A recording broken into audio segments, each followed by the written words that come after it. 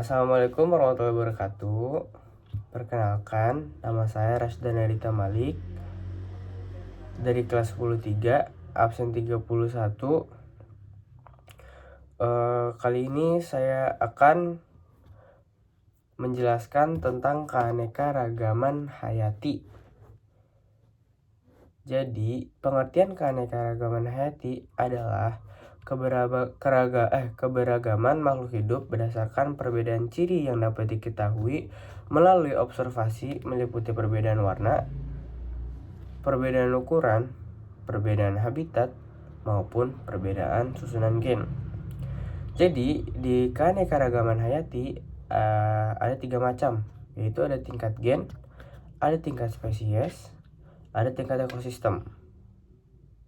Saya akan menjelaskan yang pertama, tingkat genetik. 1. Tingkat genetik keberagaman makhluk hidup yang terjadi dalam satu populasi. Berarti spesiesnya sama karena perbedaan susunan gennya yang beda, sehingga menimbulkan varietas pada tumbuhan atau hewan. Contoh, varietas pada buah mangga, mangga golek, mangga Indramayu. Tuh. Atau pada ras manusia juga ada. Hewan juga ada. 2.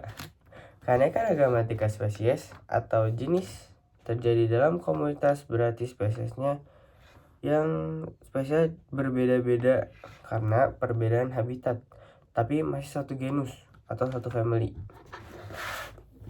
3. Keanekaragaman tingkat ekosistem. Keanekaragaman ekosistem perbedaan interaksi antara biotik dan abiotik. Abiotik adalah sesuatu yang hidup, abiotik yang mati. Contoh abiotik seperti hewan, manusia, dan lain-lain. Kalau abiotik contohnya seperti batu, pasir, sepertinya. Atau ada juga macam-macam ekosistem perairan atau akuatik. Sistem akuatik dibedakan menjadi 2. Ada ekosistem air tawar dan ekosistem air laut. Ciri-ciri ekosistem air tawar yaitu salinitas atau kadar garamnya rendah. 2. Penetrasi cahaya yang masuk sedikit. Yang 3. Dipengaruhi oleh iklim dan cuaca. Zona-zona air tawar. Ada lagi nih zona-zonanya. Yang pertama ada zona litoral. Ciri-cirinya penetrasi cahayanya yang masuk tuh banyak. Ada zona linetik, penetrasi cahaya yang masuk dikit. Ada zona profundal. Zona profundal itu penetrasi cahayanya tidak ada sama sekali. Yang kedua, ekosistem air laut. Ciri-cirinya, yang pertama, salinitas atau kadar garamnya tinggi. Yang kedua, penetrasi cahayanya banyak. Yang ketiga, tidak dipengaruhi oleh iklim atau cuaca. Yang keempat, arus air dipengaruhi oleh arah angin. Oh iya, kalau yang air tawar, arus air tidak dipengaruhi oleh arah angin.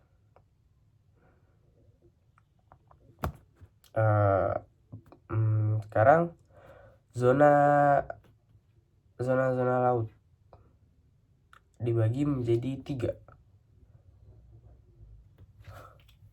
Ada zona fotik. Ini berarti intensitas cahayanya tinggi. 2. Zona twilight, intensitas cahayanya sedang.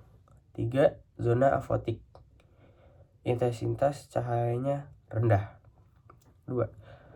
Berdasarkan kedalaman air lautnya. 1.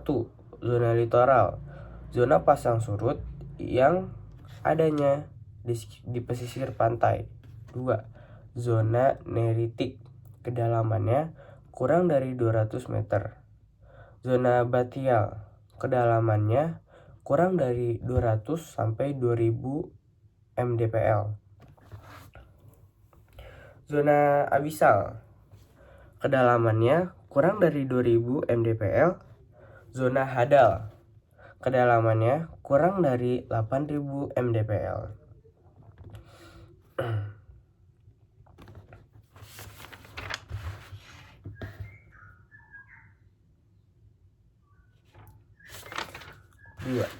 organisme-organisme yang ada di ekosistem perairan. Pertama, ada plankton. Plankton adalah organisme yang bergerak karena arus air. Plankton dibedakan menjadi dua. Ada fitoplankton yang merupakan tumbuhan. Adalah gagang dan rumput laut. Kedua, ada zooplankton yang menyerupai hewan, contohnya protozoa. 2. Neuston, organisme yang dapat mengapung di permukaan air, contoh serangga air, eceng gondok. 3. Nekton, organisme yang dapat berenang bebas, contoh ikan dan katak. Yang keempat, ada benthus, organisme yang berada di dasar perairan, contoh kerang, terumbu, bulu babi. 5. Perifiton, organisme yang menempel pada substrat atau organisme lain, contoh keong, siput, bintang laut. Nah, sekarang kita masuk ke ekosistem darat atau terestrial. 1.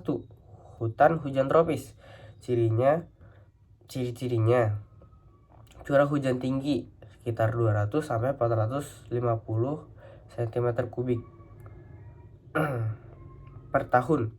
2. Matahari bersinar sepanjang tahun. 3. Didominasi oleh tumbuhan berkonifer atau berbentuk tudung. Tumbuhan konifer itu yang berbentuk tudung. 2. Savana atau sabana. Ciri-cirinya curah hujan 90 sampai 150 cm kubik per tahun, didominasi oleh rumputan yang diselingi oleh pohon. 3. Padang rumput. Padang rumput curah hujannya 25 sampai 50 cm kubik per tahun dan didominasi oleh rumput. 4. Gurun. Curah hujan di bawah 25 cm kubik per tahun, didominasi oleh tumbuhan kaktus. Hutan gugur. Yang kelima, curah hujan 75 sampai 100 cm kubik per tahun. Yang keenam, taiga. Curah hujannya 50 sampai 75 cm kubik per tahun, didominasi oleh tumbuhan konifer yang berdaun jerum. 7. Tundra, ekosistem yang paling dingin atau kutub. Suhunya -2 sampai -8 cm. Sekarang kita masuk ke klasifikasi makhluk hidup. Klasifikasi adalah suatu sistem pengelompokan makhluk hidup dalam tingkatan tertentu berdasarkan kesamaan karakter yang dapat diamati, antara lain morfologi, sifat genetik, tingkah laku. Ilmu yang mempelajari klasifikasi makhluk hidup disebut taksonomi. Tujuan dengan manfaat klasifikasi adalah mendeskripsi ciri-ciri makhluk hidup untuk membedakan tiap-tiap jenis agar mudah dikenal. Yang kedua, mengelompokkan makhluk hidup atas dasar kekerabatannya. Yang ketiga, mengetahui hubungan kekerabatan antar makhluk hidup. Jadi sekarang jenis-jenis klasifikasi. Pertama, ada klasifikasi alamiah, berarti berdasarkan faktor alamiah. Contoh, cacing, rayap, kupu-kupu dikelompokkan menjadi hewan. Klasifikasi artifikal atau buatan dikelompokkan berdasarkan nilai kegunaan. Contoh, jahe, temulawak, kencur dikelompokkan sebagai obat-obatan. Yang ketiga, ada klasifikasi filogenetik berdasarkan hubungan kekerabatannya. Contoh, kucing dengan harimau, anjing dengan serigala. Sekarang kita ke tingkatan takson. Jadi tingkatan takson itu ada domain. Domain itu eukariotik. Ada kingdom, itu Kingdom itu seperti Animalia, Plantae, Fungi, Monera, Protista. Ada divisi tumbuhan itu Thaira. Fauna hewan. Ada kelas itu ada 2. Ada tumbuhan contohnya ada Opsida, lumut. Terus hewan itu mamalia, amfibi, afer, Pisces, Pesila. Terus ada ordo atau bangsa. Ordo itu tumbuhan dan hewan. Kalau yang hewan seperti karnivora atau herbivora. Ada familia atau suku. Tumbuhan misalnya Acacia atau kalau yang hewan itu Idae. Genus itu ada Musa. Kalau spesies itu ada Musa Peraasro. Musa itu genus, yang Pera itu spesies.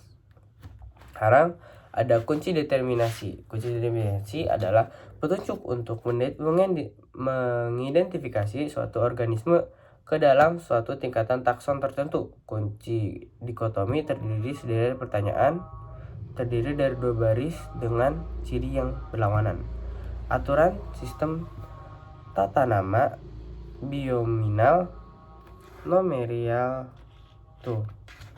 Yang pertama menggunakan bahasa Latin, terdiri dari 2 kata perania atau general atau genus diawali huruf kapital. Kata kedua spesies ditulis kecil. Terus ditandai